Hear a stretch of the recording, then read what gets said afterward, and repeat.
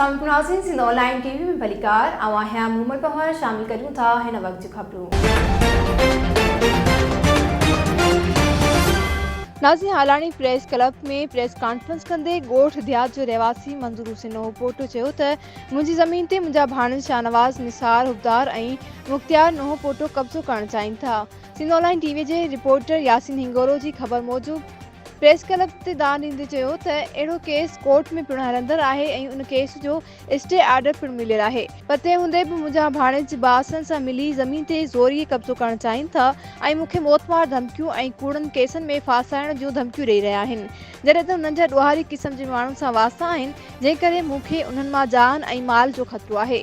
हुननि chief justice Pakistan, IG Sindh, DIG Shaheed Benazirabad, SSP Nausher Firoz खां मुतालबो कयो त मूंसां इंसाफ़ कयो वञे ऐं मूंखे तहफ़ुज़ फराहम कयो वञे। वधीक खबरुनि अपडेट्स जे लाइ ॾिसंदा रहो सिंध ऑनलाइन टीवी।